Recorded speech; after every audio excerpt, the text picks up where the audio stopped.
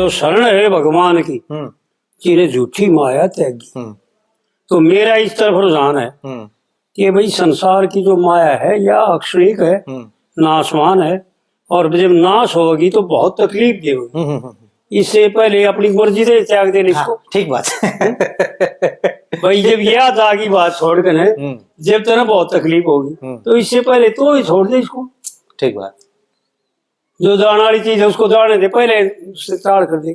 तो इस रागनी में जो है ना उसने अच्छे विचार बना रखे हैं, ऋषियों के नाम बता रखे हैं। ध्यान है जी आपके? हाँ याद है। फिर सुनाई दो ना। सुना दूं। जो शरण हुए भगवान की जिन्हें झूठी माया त्यागी। हिरणाकुश के पुत्र होया नाम जिसका था प्रहलाद, झूठा था परपंच त्याग्या राम नाम किया याद। राजा था अहंकारी भारी, पुत्र से लगाया बात, गिरवर से गिराई दिया, दुख दिया अति भारी, अग्नि में ना आंच आई, जल के मर गई अत्याचारी। फिर खम्भ सेती जोड़ दिया, उसे सिर काटने की कर ली तैयारी। था घना घमंड अभिमान के, दिया मार देर ना लगी।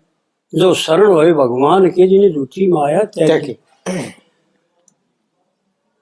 फिर माता जी ने लात मारी, गुरु जी का होया ज्ञान, राजपाट छोड़ दिया, बन से ही लगाया ध्यान, रस्ते का मान आरोग मिल गया, वो है गुरु लिए मान।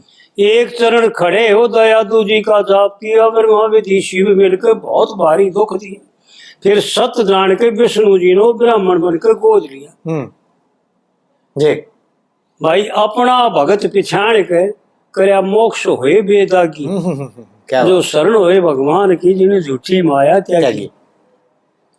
फिर हरिचंद ने काया बेची, राजपाट तज के, शीश ऊपर दारा धरया, ज्ञान होया मोर दज के, जल डूबत गजा जो भारे, हरि पास पहुंचे गज के। दीदी जी शिव राजा हो गए, आवागौन मेट गए, बिरड़ी जी के पेड़ खाए, बन में जाते पेट गए, सिरसागढ़ में भात भरया, खुद आप बनकर वो सेठ गए। क्या बात। भाई अपना भगत पिछाड़ के वह घड़ी भात भरण की आगी। जो शरण हुए भगवान के जिन्हें झूठी माया त्यागी। छंद साधु दीप नामदेव पिपा धानु, कबीरा का रचा यज्ञ, जनकपुरी में धनुष तोड़ के अंदर के मिटाए भग, और वेदों के मगाया स्वामी थारा नाम है सर्वज्ञ। छंद साधु दीप चंद सतगुरु कहे मेरा, हरदेवा पर ख्याल करियो, ये है स्वामी दास तेरा, एक डर रोज लागे, भाई जंगल के माँ होगा डेरा। देंगे फूक बीच शमशान के, को धूल पवन मिल जाएगी। जो शरण हुए भगवान के जिन्हें झूठी माया त्यागी। तो ये रागनी मेरे को बड़ी प्रिय लगी। ये चौथी कली में तोड़ कर दिया उन्होंने। हाँ, निचोड़ काट दिया पूरा। हाँ, इसको मतलब खोल कर बता दो, ये चौथी कली, बाकी तो लोग समझ लेंगे।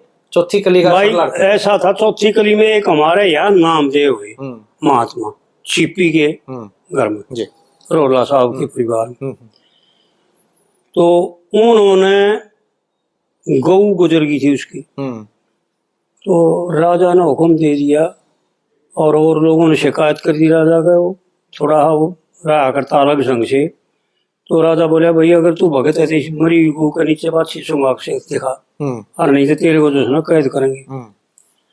तो ऐसा लेख आता है कि उसने गऊ मरी गऊ के नीचे बादशाह चुंगा दिया। तो एक तो उनके बारे में नामदेव पीपा धानु, फिर एक पीपा साहब है, पीपा भगत, वो समंदर में कूद गए थे और भगवान ने गुड़ लिए थे, ऐसा लेख आता है जी। और एक धानु है हमारे हरियाणा के दानु भगत जिसको धन्ना भी कहते हैं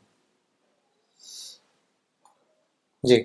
हाँ, तो उसने भी ऋषि को नाद खुआ दिया था, ज्वार बोन जा था खेत में, रास्ते में ऋषि मिल गए, उनको ज्वार बांट दी, बाइक में ले रहा, भूख लग रही है। बोले महाराज घर ना चलो, इफ्तार में कुछ नहीं रहे, ज्वार बोन जाऊं और धम घरा चलो तो हमने भोजन बना खुआऊंगा। बोले हमने तो ये आए थे, ये खुआ दे भाई, हम तो दो ले आए खाने। तो ऐसा बताते हैं उसने जो बची है थोड़ी मोटी वो मिला करके कांकर बो दी खेत में। तो कई तरह से कह देते हैं लोग कि कुछ तो कह देते हैं भाई वो जामी जो सीधे सीधे दाने रह गए थे वो जामे चीते, तो उनका लागे तुम्बे, और बोले उन तुम्बे में जो सुना हीरे जो आ रहा था। लेकिन ऐसा न मान करके ये तो परमात्मा की तो गति ऐसा कह रहा के करते हुए वो ही उन तुम्हें अमीरे जो औरत भी भर सकते हैं, हाँ बिल्कुल। क्योंकि जगत सेठ है, उनके टोटा है उनके घर में।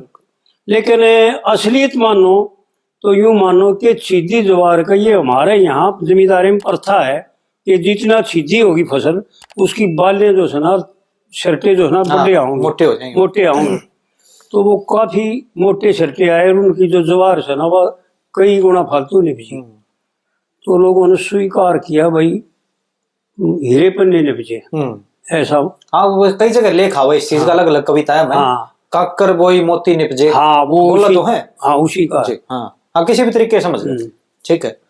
तो इस प्रकार से तो ये थे तीन महात्मा, महात्मा थे तीनों। और फिर उसने अपना परिवार बताया। भाई जो दीपचंद थे वो छज्जू के शिष्य थे, और दीपचंद के शिष्य जो थे ना हरदेवा। ठीक है। दीपचंद खांडे के थे, हरदेवा गरावड़ के थे। तो इस प्रकार से उन्होंने जो ना तीन लाइनों में उनका ऋषियों का बताया और तीन लाइनों में अपना परिवार बताया। ठीक है। कि भाई मैं कहाँ किससे संबंध रखता हूँ, ये ज्ञान कहाँ से प्राप्त किया मैंने। तो इस प्रकार से उन्होंने बताया। जी।